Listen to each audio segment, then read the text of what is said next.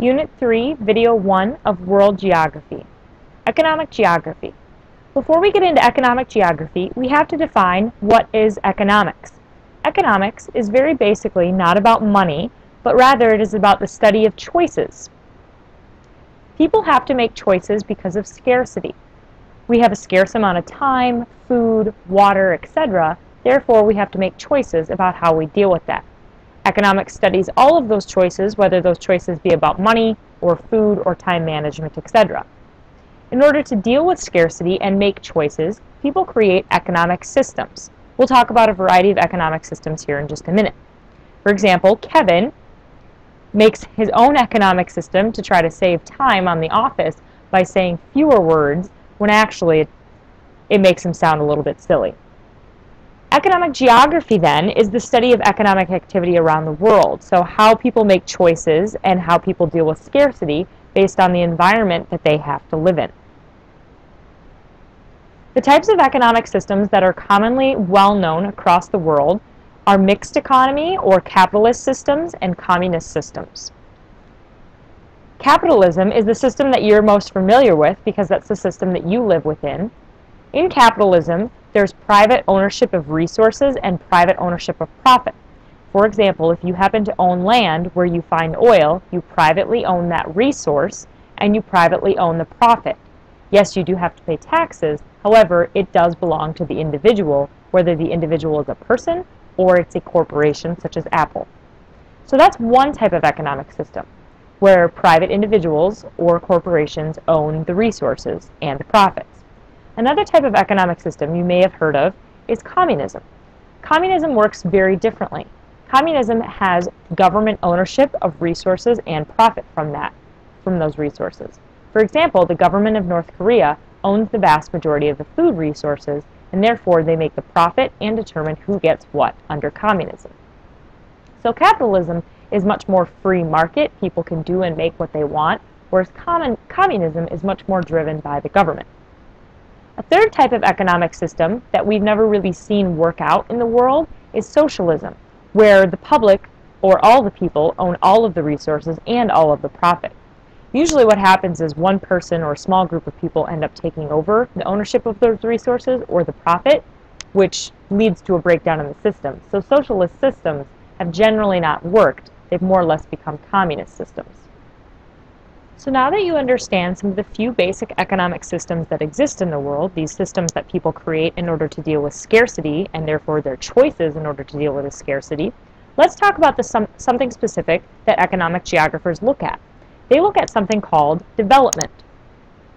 Development can take on a variety of things. Development looks at life expectancy, it looks at health, it looks at education, it looks at a variety of other economic or living standards, which all go into what we call the Human Development Index. We'll talk about the HDI here in just a minute. But overall, development happens because we have a system, every country has its own system that manages scarcity and choices. To define development, we can look at it as something that's a continuum, so something that changes over time, hopefully for the better. Development is a process of improving the material conditions of people through knowledge and technology. So as countries develop, or as countries move over time, they try to improve the conditions of the people that live within their country. And so that's really what economic development is. And like I just said, it's a continuum or a line, something that goes along gradually. Hopefully you don't ever go backward in the line, you're always moving forward, but certainly that can happen. And development takes into account a large variety of things, not only health, but education and also living standards, which has a number of smaller measures or indicators that lead us to this development model called the Human Development Index, which the United Nations created back in 1990. So along this line of development, this continuum of development, and because so many countries cluster around the high end or the low end, they can be divided into two very distinct groups. And then, of course, there's a variety of groups in between those groups. An MDC stands for More Developed Country. They're also known as Relatively Developed Countries or simply as Developed Countries, or we used to know them as the First World. They have progressed further along the development continuum. Countries like Norway, as pictured here, are extremely developed or the most developed countries, as Norway has the highest human development index. On the other end of the spectrum, we have LDCs, or least developed countries, sometimes called least economically developed countries, developing, emerging, or what we call third world countries. The first geographic task is to identify where MDCs and LDCs are located. Geographers observe that MDCs cluster in some spaces and LDCs cluster in others. Next, geographers are concerned with why some regions are more developed than others. A number of economic, social, and demographic indicators distinguish regions of MDCs from regions of LDCs. If we take a look at this graph, this doesn't show the world's least developed countries, but this shows the countries that are developing the quickest. These first four countries, if we rearrange the letters, they're commonly known as the BRIC countries. That's Brazil, Russia, India, and China. They're expected to see an economic breakthrough within the next 10 years, and this graph is from 2010.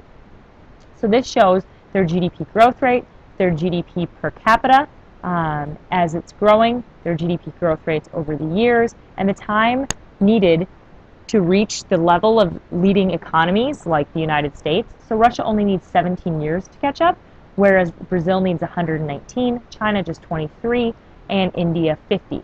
So we do see countries on this line, this continuum between MDCs and LDCs, moving at a constant rate. So the question remains, how do we measure development levels? How do we know a country is an MDC or an LDC or somewhere in between? Again, we look at this thing called the Human Development Index, or the HDI. The HDI was created by the United Nations, and it's been measured annually since 1990, so there's a significant portion of data that exists. In order to calculate the HDI, we take into account economic, social, and demographic data from every single country around the world. The scale goes from 0 to 1.0. Norway currently has the highest level of development at 0.955. The closer your country is to 1.0, the more developed, or MDC, they would be. We use the scale to differentiate between most developed countries and least developed countries and give them a status ranking and be able to rank them over time. This map shows the Human Development Index value for 2011, and countries in the darkest blue are the ones that are considered very high or most developed, and we'll talk about what those numbers mean here in just a moment. HDI levels. So a country is considered an MDC or a most developed country if they have a very high level of development. That is, if they score above a 0.79 on the Human Development Index. And they're also considered highly developed if they score somewhere above a 0.68. They're somewhere in the middle. Many countries are somewhere in the middle between MDC and LDC if they have medium development or a Human Development Index score of 0.49 to 0.67. The least developed countries in the world have a development index or Human Development Index of below 0.49.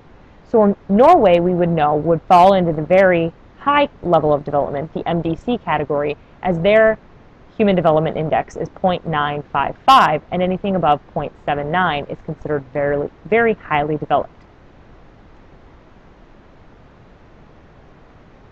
So, in looking at development indicators, we look at a variety of things. One of those things that we look at are economic indicators of development. So within this umbrella of Human Development Index, one of the things we look at is economic. Looking at economic development, we look at what's called GDP, or Gross Domestic Product per capita. We talked about this in Unit 1, but I just want to refresh your memory. GDP is the value of all goods and services in a year divided by the population of the country.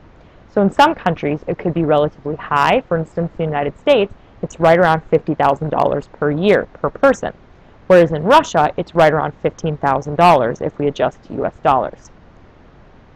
Generally, the rule is that the most developed countries, or countries that qualify as MDCs, have a GDP per capita of 30,000 US dollars or more, whereas least developed countries have a GDP of $3,000 per person per capita, that is, per year. This little table shows us something really interesting. Oh, it just disappeared. It was the 2010 World Cup participants and their GDPs. Okay, we've got the graph back. So this graph shows 2010 World Cup soccer nations and their GDP per capita in US dollars. So over here we see the United States, and we see that it's above $45,000 per year.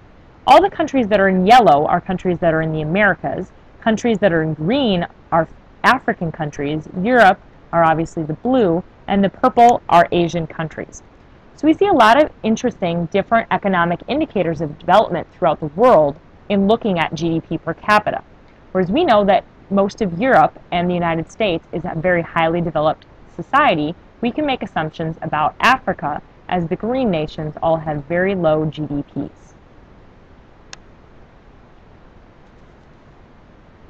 Furthermore, in looking at development, economic indicators of development, we also look at the types of jobs done in any given country.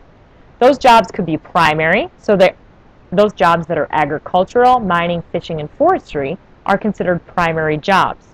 The more developed a country gets, the more secondary jobs they might have, or people working in manufacturing.